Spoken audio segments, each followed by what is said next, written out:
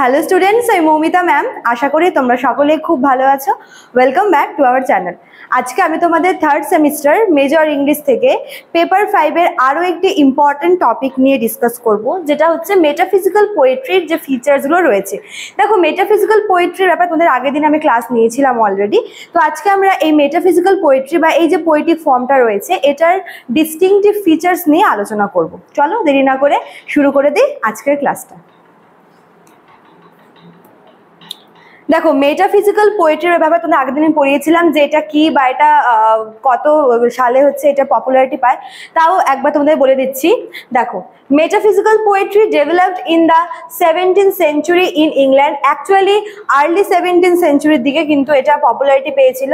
And it is best known through poets like John Donne, George Herbert, Andrew Marvell and Henry Vaughan. ঠিক আছে, metaphysical পোয়েটদের মধ্যে এদের নাম তোমাদের কিন্তু অবশ্যই মনে রাখতে হবে: জন Donne, George Herbert, Andrew Marvel এবং হেনরি ভন।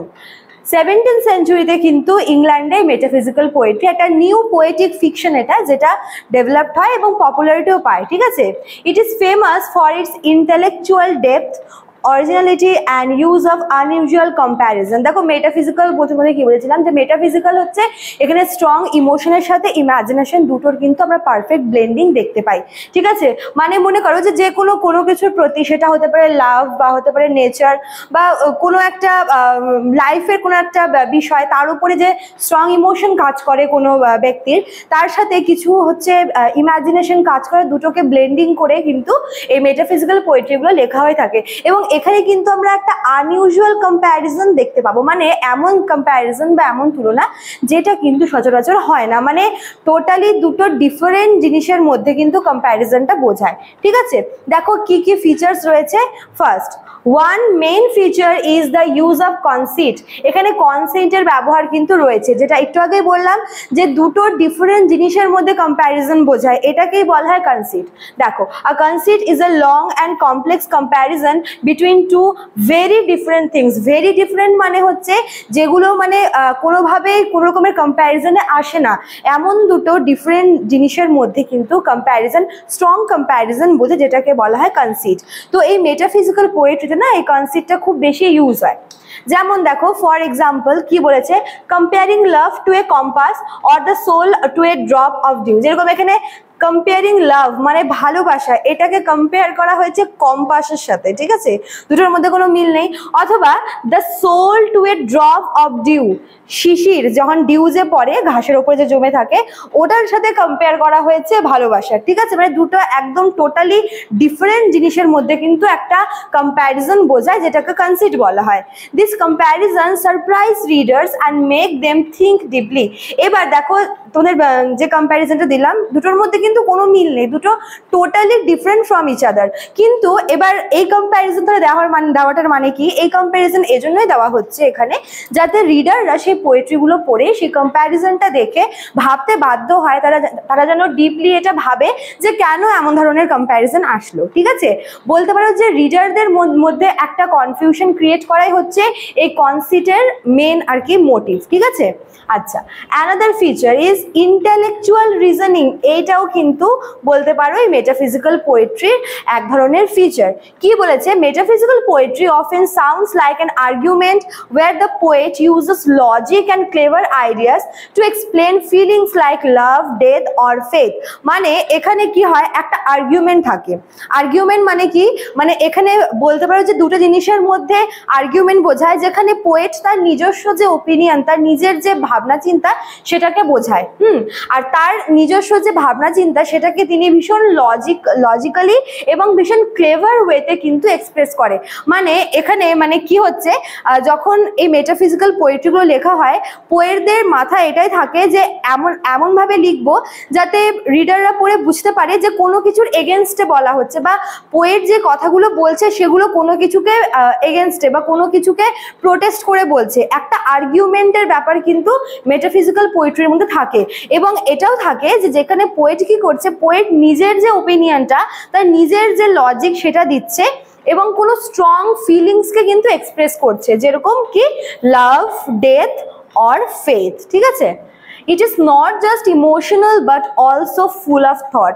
এখানে আমরা শুধুমাত্র যে পোয়েটের ইমোশনটা দেখবো এমন না, দেখো এরকম টাইপের একটা স্ট্রং ফিলিং নিয়ে যখন কিছু প্রোটেস্ট করছে বা এটার এগেনস্টে কিছু বলছে, কোনো একটা আর্গুমেন্ট হচ্ছে, তখন এটা কিন্তু রিডারদেরকেও ভাবতে বাধ্য করে যে কেন এই আর্গুমেন্টটা আসছে বা কেন এত মানে ওই জিনিসটা সম্বন্ধে, যেরকম আগেরটাই কি দেখলাম কনসিট, এমন কম্প্যারিজন দিল যেটা রিডাররা ভাবছে যে কেন এমন কম্প্যারিজন আসলো।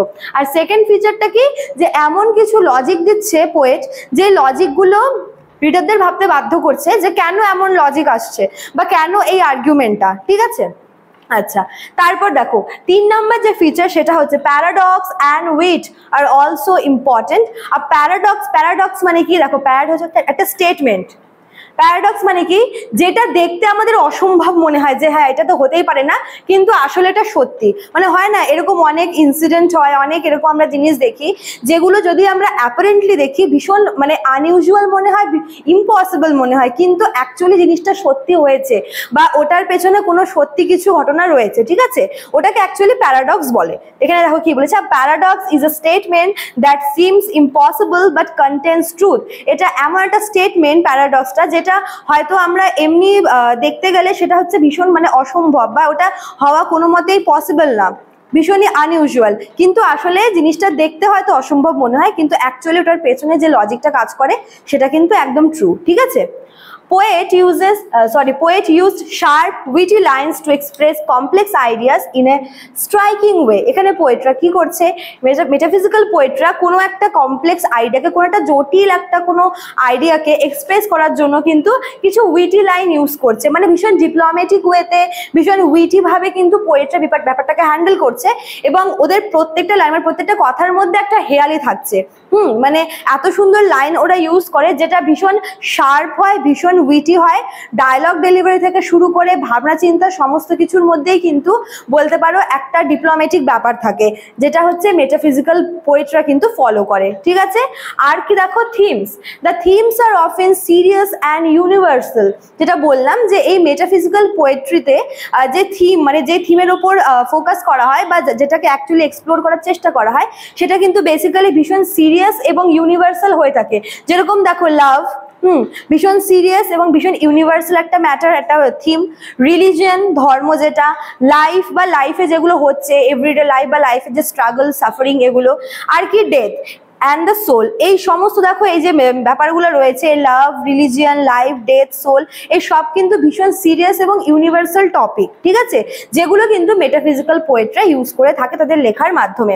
Love is not only physical but also spiritual. এখানে যে লাভের যে ব্যাপারটা আছে, এখানে শুধুমাত্র ফিজিক্যাল লাভের কথা বলেনি, এখানে কিন্তু স্পিরিচুয়াল লাভের কথাও বলেছে, যেটা ভীষণ পরিমাণে সিরিয়াস এবং ইউনিভার্সাল বলে মনে করা হয়।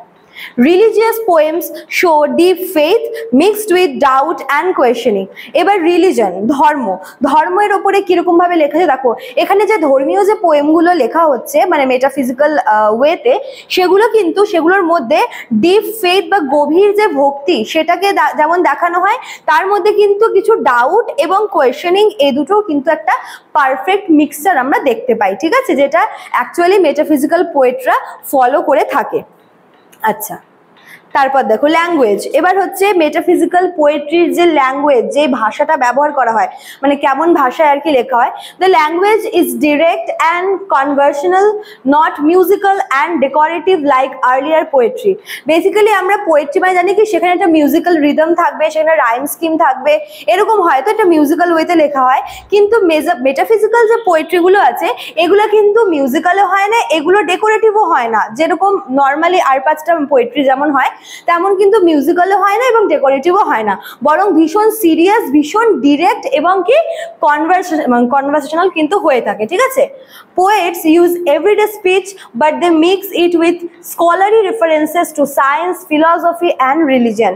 যেরকম মানে হয় না যে কেতাবি কথাবার্তা, ওরকম কিন্তু ব্যবহার করা হয় না এখানে, বা ভীষণ মানে এমন কোনো জটিল ল্যাঙ্গুয়েজ বা ভীষণ ডেকোরেটিভ, মনে করো যে অনেক রিটরিক ফ্রেজ ইউজ করছে, ফিগার অফ স্পিচ ইউজ করছে, হচ্ছে হ্যাঁ জিনিসটাকে আরো সুন্দর করার জন্য অত কিন্তু মাথা ঘামায় না মেটাফিজিক্যাল পোয়েটরা। তারা যেগুলো আমরা মানে ডেইলি লাইফে আমরা যেরকম ভাবে কথা বলি নর্মালি ক্যাজুয়ালি অমন কিন্তু তারা ল্যাঙ্গুয়েজ ইউজ করছে, বাট তার লেখার মধ্যে একটা স্কলারি রেফারেন্স কিন্তু রয়েছে, যেরকম সায়েন্স, ফিলসফি, রিলিজিয়ান। বিশেষ করে যখন সায়েন্স ফিকশনের উপরে লেখা হচ্ছে, ফিলসফি বা রিলিজনের উপরে লেখা হচ্ছে, তখন কিন্তু তারা একটু মানে স্কলারি রেফারেন্সগুলো রাখার চেষ্টা করে অ্যাকচুয়ালি। ঠিক আছে, আর কি আছে দেখো, metaphysical poetry also has irregular rhythm and unusual imaginary. দেখো পোয়েট্রি মানে কি একটা রিদম ফলো করবে, একটা মিউজিক্যাল রিদম থাকবে, একটা রাইম স্ট্রাকচার থাকবে, পোয়েটিক কিছু ডিকশন থাকবে, তাই না? কিন্তু মেটাফিজিক্যাল পোয়েট্রিতে কিন্তু যে রিদম রাখা হয় সেটা কিন্তু ভীষণ ইরেগুলার, এবং তার পাশাপাশি এখানে কিছু ইমাজিনারি রাখা হচ্ছে, সেগুলো কিন্তু ভীষণ আনইউজুয়াল ইমাজিনারি রাখা হয়। যেরকম এখানে যে রিদম থাকে, যেরকম দেখো কি হচ্ছে মেটাফিজিক্যাল পোয়েট্রির ক্ষেত্রে রিদম কিন্তু ম্যাচ করে রাখা হয় না, মানে ভীষণই ইরেগুলার এবং ভীষণই হচ্ছে কি বলবো এটাকে আনইউজুয়াল টাইপের রিদম রাখা হচ্ছে, এবং এখানে রিদমকে প্রায় কিন্তু চেঞ্জ করা হচ্ছে। মনে করো যেহেতু মেটাফিজিক্যাল পোয়েট্রিতে একটা স্ট্রং ফিলিংকে এক্সপ্লোর করার চেষ্টা করা হচ্ছে, ফোকাস করার চেষ্টা করা হচ্ছে, একটা আর্গুমেন্টের ব্যাপার আসছে, তো তখন এই আর্গুমেন্ট বা ফিলিংটাকে ম্যাচ করার জন্য যে রিদম ইউজ করবে এমন না, কখনো কখনো রিদম চেঞ্জ করতে হয়, যার জন্য বলা হয় মেটাফিজিক্যাল পোয়েট্রিতে কিন্তু ইরেগুলার রিদম দেখা যায়। ঠিক আছে, তো এগুলো ছিল হচ্ছে মেন ফিচার্স। তো দেখো শেষে কি বলেছে, metaphysical poetry is known for its deep ideas, surprising comparison যেটাকে আমরা কনসিট বলে থাকি, sharp wheat and blend of emotion with intellect. ঠিক আছে, এগুলো কিন্তু মেটাফিজিক্যাল পোয়েট্রির মেইন ফিচার্স বলতে পারো। It challenge the reader to think as well as feel, making it one of the most original style in English literature. এটা যেমন রিডারদের entertain করে, ঠিক তেমনই কিন্তু রিডারদের ডিপলি ভাবতেও কিন্তু গাইড করে বা হেল্প করে বলতে পারো। ঠিক আছে, এবং এই যে স্টাইলটা এটা এত ইউনিক আর এত অরিজিনাল, যার জন্য কিন্তু ইংলিশ লিটারেচারে এই মেটাফিজিক্যাল পোয়েট্রি আলাদা আলাদা একটা স্থান রয়েছে, কেননা এটা স্টাইলটা ভীষণই ডিফারেন্ট, বাকি পোয়েট্রির তুলনায় কিন্তু এই স্টাইলটা ভীষণই ইউনিক এবং ডিফারেন্ট। ঠিক আছে, আচ্ছা চলো, তো এই ছিল তোমাদের আজকের ক্লাসটা। আশা করবো তোমাদের কোনো কনফিউশন থাকবে না, ভীষণ ইজি কিন্তু টপিকটা, জাস্ট তোমরা ফিচার্সগুলো একটু কনসেপ্ট ক্লিয়ার রাখলেই তোমাদের কিন্তু হয়ে যাচ্ছে। ঠিক আছে, আচ্ছা তো তোমাদের ক্লাস শুরু হচ্ছে আজকে থেকেই। তো যারা আমাদের কাছে অনলাইনে পড়তে চাইছো এই সেমিস্টারে, তারা এখানে দেওয়া নাম্বার দুটোর মধ্যে কোনো একটা নাম্বারে আমাদের সঙ্গে কিন্তু যোগাযোগ করে নিতে পারো, এবং তোমাদের থার্ড সেমিস্টার যেটা কোর্স ফি দেখো দেওয়াও আছে এখানে। তোমাদের মেজর কোর্স ফি রয়েছে হচ্ছে 1199, এবং যারা মাইনর কোর্সের জন্য অ্যাডমিশন নেবে তোমাদের জন্যও কিন্তু কোর্স এখানে রাখা আছে 699। ঠিক আছে, তো চলো আজকে এতটুকুই থাকলো, দেখা হচ্ছে নেক্সট ক্লাসে। Thank you.